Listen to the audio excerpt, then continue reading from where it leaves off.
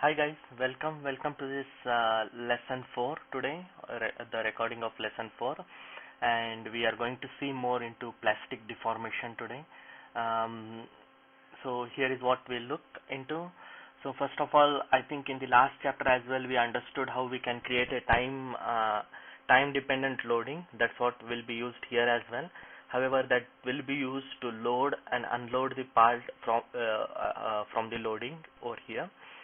We will also have a look at or we will also use bilinear stress strain curve. So instead of using an entire stress strain curve, we are going to use tangent modulus and elastic modulus, and we'll study elastoplastic behaviors over here. And this will be done using two methods. One is the von Mises and second one would be the Tresca plasticity material models. Okay. This is a simple example of a paper clip. I believe most of you should be aware of this and comfortable. You have seen this part. Typically, we can actually bend it to a certain extent and release it without any permanent deformations in the clip. However, if we bend it a bit more than what it can withstand, then we will observe that there will be permanent deformation in the clip and it will not come back to its original state. So just the way we did in the previous chapters, in this chapter as well, we will have a look at the linear elastic model first. So we do a linear analysis, understand how it looks over there. That will also help us appreciate the strength of nonlinear analysis. And in nonlinear, we'll initially use plasticity von Mises, which is obviously our base thing, and I would say it is the industry standard for most of the applications, especially ductile materials. That is the failure model that is used. However, we will also have a look at what happens if we use Tresca criteria, which is more towards shear failures, and that will help us learn how to use these two models. Okay, let's move on. So I think I'll get into the software. I have the simple paper clip over here. As you see, it is a CAD model that can a simple sweep has been used and it has been created. The material is AISI 1020. Okay, the material is used. Obviously, the limitation of linear would be we have to use linear isotropic materials. Thereon, we fix the body at a certain place. So you can see here we are going to fix it at a certain location, and the other one would be we apply the force, right? We want to apply the force on one particular end. So one surface was fixed, the other one is force is applied, and a force of 1 Newton normal to the plane has been applied. Does not appear big, but obviously it is a small clip. So yeah, just to let you know, the force, if you observe here, it is applied using a reference plane. That will help us select a appropriate direction to apply the force. Thereon, typically once you solve the results, you can see here this is how it looks. Not with a very fine mesh, but that's okay. We are looking at a deflection of almost 16 millimeters, and stresses are in the tune of 489, or basically they are crossing the yield strength. You can see here. So it is around 3.5 E8 is the yield strength, whereas we already crossed it and reached 4.89. So obviously, even with the fact that it has crossed the yield strength, we need a nonlinear analysis, saying that it can also be other topics like I just want to highlight that even if we are near this yield strength, then as well we want to move to nonlinear as well. The final results that we are seeing here, that is stress and displacement, may not be true because we are not capturing the behavior appropriately after the part has after the part has yielded. So obviously we need to move into nonlinear analysis. Let's move in over here. The setup will be almost same as a linear static. The differences would be these. First of all, let me check the material. That would be important. So in the material we are selecting, there is a custom material that has been used here, and we are giving or using the plasticity von Mises material model. Okay, remember we are using this particular material model. Thereon, in terms of the curve, we are actually using tangent modulus. So we are using a bilinear curve and we are giving the tangent modulus, which if we don't know the absolute value, can be seen as to be around 1/10 of the elastic modulus. So you can see elastic modulus is in the range of E11 and tangent modulus is around E10. Okay, so this would be the primary difference that we are imbibing here, wherein we are giving a curve to define the behavior of this particular material after it has yielded. No. Thereon, in terms of loads, that would be the second big difference here. We are doing it in such a way that we are loading it from time instant 0 to 1. So I believe by now you all are comfortable with the fact that it is pseudo time, not true time. And thereon, from time instant 1 to 2, we are releasing the load to 0.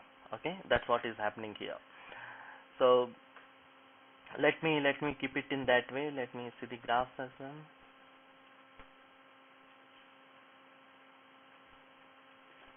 So this is how it looks.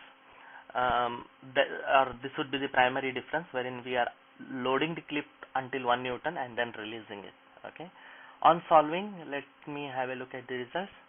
So this is the result at 2 seconds. That is, the part is loaded and then released. Okay, then released. So if I compare it with the displacement plots here, wherein it is almost 16 millimeters, the displacements that we see here are 6.3 millimeters.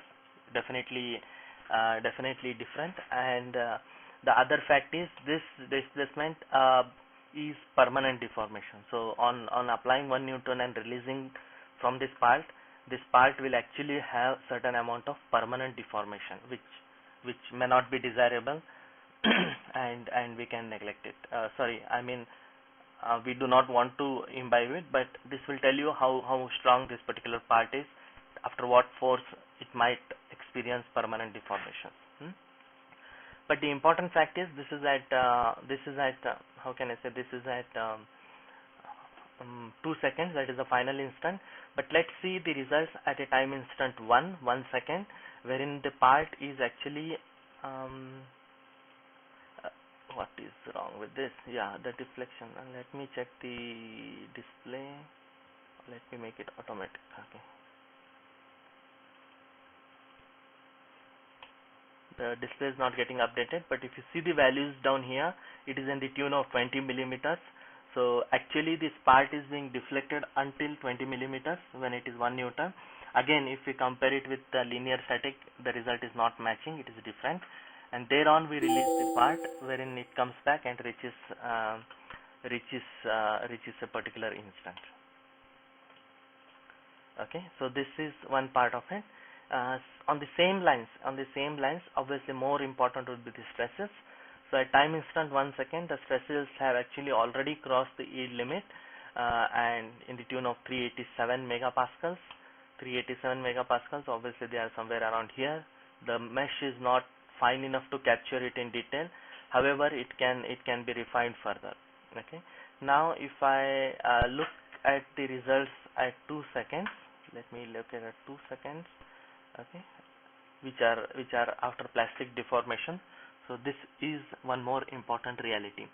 So after applying the load and releasing it, this body has come back and stabilized at a load of 121 megapascals, which is kind of plastic strains that would remain in this body permanently.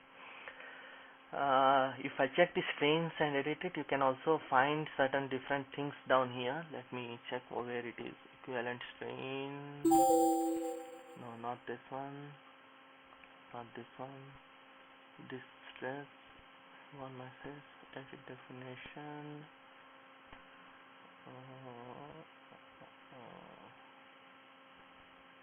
Not this one. Let me check the displacements. Edit definition, resultant, not this one as well. Let me check this.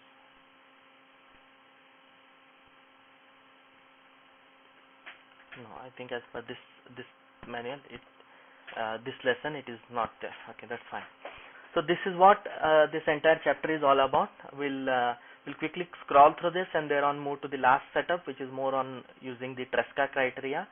But before that, I'll look into this so that I should not have missed anything important from this particular chapter. Run the study, review the results. The results are in the tune of 352 megapascals. No, 490, which is obviously more than the 1 mass stress. And we also have the linear study because the material is sometimes okay. This is fine. Nonlinear 1 masses. This we understood. We are using plasticity 1 masses. We are given tangent modulus. Copy the fixtures. Define loading and unloading forces. And yeah, this is what it is. Set the properties of nonlinear 1 masses. And time fine. Set the enhanced options. Click on enhanced options. Run the study. Create stress product. Time to 1. And create displacement plots at time is equal to 1. Plot 1 mass stresses. This is fine. Okay. This is the permanent deformation of 6.3 millimeters. Yeah. Important thing which I didn't show you or discuss was the graph. So we can try to probe somewhere down here and try to create a graph out of this. So this is the way it will look. Okay, you can see here until time instant 1 where we continue to load the part, it goes on increasing in the displacement. However, there is some permanent deformation, so when the load is released, it will come back until only a deflection of, so at instant 2 seconds actually the load is 0. However, we are seeing a permanent deformation of 6 millimeters. So this is what is all about plastic deformations. This is what one more terminology in the industry is what we call a spring back effect. We want to understand how much it will spring back, especially in sheet metal forming. Then this could be the method to simulate it. Nonlinear Tresca. Yeah. So now let's move on to the Tresca criteria. I would put it this way. Yeah, the text down here somewhere. Von Mises model is an industry standard and is widely used analysis for all practice. This is the reality. Okay, saying that again, Von Mises model is good for certain materials. There could be some materials where it is specifically said that use the Tresca criteria, so nothing wrong. It could be also shear failures. It could be brittle materials. So in all those cases, we are moving on to the nonlinear Tresca material model. Okay. So what happens down here, the differences compared to the previous analysis would be these things. That is the material model we are using, plasticity Tresca. So one we saw Von Mises, second one would be plasticity Tresca. Okay, that would be the model that we are going to use. That's it. Other details remain same. All the setup is absolutely same, no differences, and we can directly jump onto the results. So here you can see the permanent deformation has increased to around 8 millimeters. The stress intensity, yeah. So now, unlike what we saw for Von Mises, over here we are comparing it with what is called as stress intensity, which is nothing but the difference between the maximum and minimum principal stresses and is divided by 2. So this value is compared with the criteria or the yield values given for that particular material, and we can decide if it is going to fail or not fail. Obviously, this is also telling you that this is a bit more higher than what we saw it for the Von Mises thing. Let me come check it. Yeah, and 2 seconds. So this is at 1 second. Yeah, so definitely you can see it is quite higher, and then that tells you that this is working in a different way. Obviously, the underlying equations are very different. This is working in a different way, so we are predicting the stresses in a different way itself. Okay, so as you saw, it is just the material model that is used, but of course it is relevant and important for certain materials to use this one, and we need to appropriately use it. Run nonlinear. Yeah, let me scroll through this text if there is anything again important that is missed out. If you guys are not aware, so the options are over here. So typically, previously we saw 1 mesh stress. There is also something called as stress intensity. P1 minus P3. Let me go back here.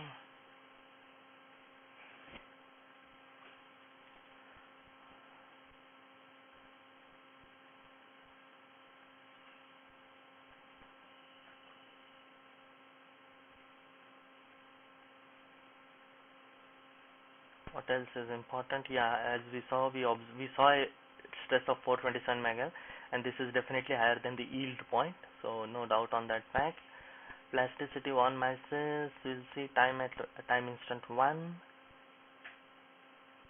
Okay, yeah, this is being compared with the results that we get from plasticity model, which are a bit on the lower side in the tune of 377. Okay, so obviously there is a 13% difference, and there is a reason for that. We need to acknowledge it. Okay, so this is what this lesson is all about. We are seeing how to use plasticity models and simulate nonlinear plasticity. Okay, I believe you should be comfortable to answer these questions. If there is any doubt, feel free to contact me. So there are two good examples in here. One of them is especially a good application on the how can I say, good application in the oil and gas industry. Yeah, this particular example, please go through it. um, Typical application over there. Yeah, and yeah, in the next lesson we'll move on to hardening rules, lesson 5. Okay, thanks for your time. Let's catch up in the next lesson. Thank you.